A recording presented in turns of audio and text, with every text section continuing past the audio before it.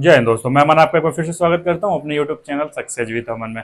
दोस्तों, आज की इस वीडियो में हम बात करने वाले हैं जो आरपीएफ, एसआई और कांस्टेबल की जो वैकेंसी अभी आई हुई है 15 तारीख से, जिनके ऑनलाइन स्टार्ट हो गए हैं फॉर्म। तो दोस्तों उसकी बात करेंगे, उसकी जॉब प्रोफाइल की बात करेंगे कि किस तरह की जॉब है, उनका वेतन क्या रहता है, क्या काम होता है उनका, और किस तरह से उनका प्रमोशन होता है, उनकी पदोन्नति किस प्रकार से होती है, और उनके लिए भविष्य में पेंशन है कि नहीं है, कौन कौन से भत्ते मिलते हैं। आज सारा सब कुछ डिटेल जानेंगे इस वीडियो पे। तो दोस्तों बने रहिएगा। जिन्होंने इस चैनल को सब्सक्राइब नहीं किया तो प्लीज़ सब्सक्राइब कर लीजिए। तो दोस्तों आइए बात करते हैं। दोस्तों सबसे पहली जो बात होती है वो होता है कि काम क्या होता है। दोस्तों रेलवे प्रोटेक्शन फोर्स, आप नाम से ही समझ गए होंगे कि रेलवे प्रोटेक्शन फोर्स मतलब जो फोर्स रेलवे को प्रोटेक्ट कर रही है वही आरपीएफ। दोस्तों सबसे पहले बात करेंगे इनके काम की, इनका काम क्या होता है कि जब आप रेलवे प्रोटेक्शन फोर्स में जाते हैं तो आपका काम क्या रहने वाला है। अगर आप कांस्टेबल के पद पे जाते हैं तो आपका काम क्या रहने वाला है, और अगर आप चयनित होकर एसआई के पद पे जाते हैं तो आप क्या काम करने वाले हैं। तो दोस्तों काम क्या होता है कि रेलवे की संपत्ति होती है उसकी, जो मैं रेलवे एसआई की बात करता हूँ, जो रेलवे की संपत्ति होती है आपको उसकी देख रेख करना है। जो ट्रेन के अंदर जो घटनाएं होती हैं आप उनकी जांच करेंगे। आप अगर कोई घटना भी घटित हो जाती है तो आप गवाह से पूछताछ करेंगे, सबूत इकट्ठा करेंगे, उनको अदालत तक लेके जाएंगे, और जो भी क्राइम हो रहे होंगे आप उनको रोकने का प्रयास करेंगे। और रेलवे की जो संपत्ति होगी आप उसको प्रोटेक्ट करेंगे, आप किसी प्रकार की क्षति नहीं होने देंगे। इस प्रकार के दोस्तों ये काम होते हैं। जो काम है वो कांस्टेबल ही करता है, बाकी उनको गाइडेंस एसआई करता है। इस प्रकार से समझ लीजिए कि गाइड जो वहाँ का सब इंस्पेक्टर है वो गाइड करेगा, और जो काम है वो वहाँ के कांस्टेबल जो है वो करने वाले हैं जो वहाँ पे लगे। दोस्तों अब हम बात करेंगे वेतन की कि कितना वेतन मिलता है। अगर आप एज अ कांस्टेबल या एज अ एसआई भर्ती होते हैं तो आपको कितना वेतन मिलने वाला है। दोस्तों सबसे पहले बात करेंगे कांस्टेबल की।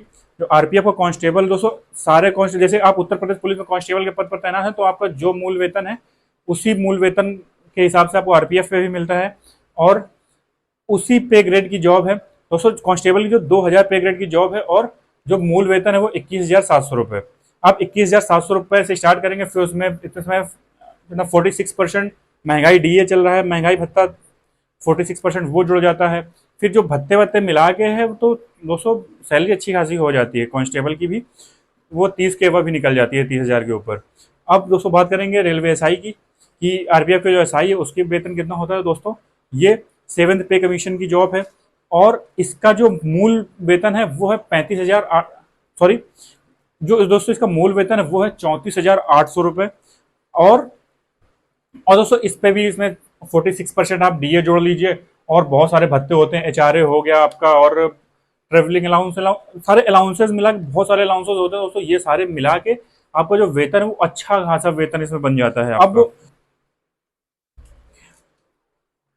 अब दोस्तों हम बात करेंगे भत्तों की कि कितने भत्ते आपको मिलते हैं, क्योंकि दोस्तों सैलरी तो मिलती है आपको, लेकिन आपको भत्ते भी मिलते हैं, बहुत सारे भत्ते मिलते हैं, जिससे आपकी जो सैलरी है वो इनहेंस हो जाती है, बहुत बढ़ जाती है। तो दोस्तों बात करें कौन कौन से भत्ते मिलते हैं। सबसे पहले तो आपका जैसे वेतन हो गया, वेतन के बाद आपको ट्रेवलिंग अलाउंस मिलता है कि जब आप जो ट्रेवल करते हैं जितना उसका आपका वो भत्ता दिया जाता है, आपका एचआरए दिया जाता है, और दोस्तों और बहुत सारी सुविधाएं भी दी जाती है। जैसे आप भत्तों की सुविधाओं की बात करेंगे कि कौन कौन सी सुविधाएं मिलती हैं अगर आप आरपीएफ में कांस्टेबल या एसआई के पद पे भर्ती होते हैं, तो आपको कौन कौन सी सुविधाएं मिलने वाली इसकी बात करेंगे। सकते हैं कि तो आप अगर ओवर टाइम करते हैं आपको उसका एक्स्ट्रा पेमेंट मिलता है। भविष्य निधि है कि आप भविष्य में जब आप रिटायर होंगे तब आपको एक अमाउंट मिलता है, वो मिलता है। दोस्तों मेडिकल फैसिलिटीज आपको मिलती हैं, B1 लेवल की जो मेडिकल फैसिलिटीज है वो आपको प्रोवाइड होती हैं, रेलवे मंत्रालय द्वारा प्रोवाइड की जाती हैं।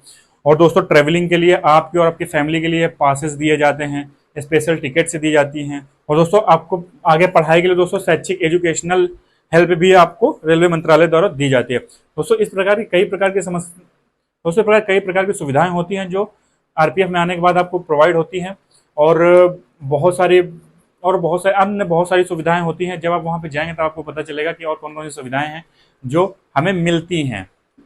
दोस्तों अब हम बात करेंगे पदोन्नति की, प्रमोशंस की, कि अगर आप एसआई लेवल में भर्ती होते हैं तो आपका प्रमोशन कहाँ तक जा सकता है। दोस्तों जो आपको प्रमोशन होता है वो आपके काम के हिसाब से, आपके वर्किंग एक्सपीरियंस के हिसाब से प्रमोशन होते हैं कि आपका काम कैसा है, उस हिसाब से प्रमोशन होते हैं।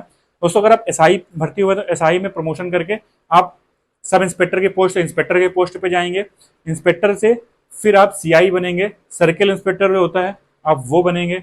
फिर इसके बाद दोस्तों सर्किल इंस्पेक्टर बनने के बाद फिर आप जोनल इंस्पेक्टर बनेंगे जो पूरा जोन का देखते हैं। इसके बाद दोस्तों उपाधीक्षक के पोस्ट तक आप जाके रिटायर हो जाते हैं।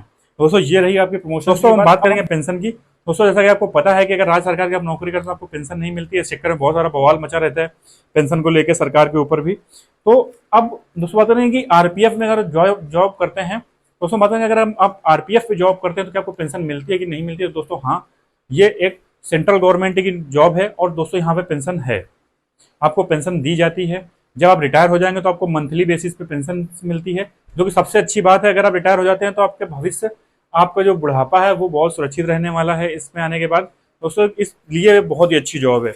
अब दोस्तों बात करेंगे कि ट्रेनिंग क्या होता है, इनका ट्रेनिंग पीरियड क्या रहने वाला, ट्रेनिंग किस प्रकार की। दोस्तों ट्रेनिंग आपकी वैसी ही होती है जैसे सारी फोर्सेस की होती है, जैसे उसी प्रकार की ट्रेनिंग जाती है, बस इसमें कुछ स्पेसिफिक आपके ट्रेन से रिलेटेड, रेलवे स्टेशन से रिलेटेड उनकी कुछ ड्रिल्स होती हैं वो कराई जाती हैं। और दोस्तों जो ट्रेनिंग पीरियड होता है वो, अगर आप कांस्टेबल पे जाते हैं 7 मंथ की ट्रेनिंग होती है। फिर इसके बाद दोस्तों अगर आप एसआई पे भर्ती होते हैं तो एसआई के लिए आपको वहां पे 9 मंथ की ट्रेनिंग आपको दी जाती है। 9 मंथ की ट्रेनिंग होने के बाद आपको अलॉट कर देंगे, आपका जो थाना अलॉट कर देंगे, ये हो जाएगा। अब दोस्तों सबसे बड़ी बात जो है वो आती है जीआरपी। लोग कंफ्यूज रहते हैं कि सर जीआरपी और आरपीएफ में क्या अंतर है। तो दोस्तों जीआरपी की बात बता दें कि जो जीआरपी होती है वो राज्य सरकार के अंतर्गत आती है।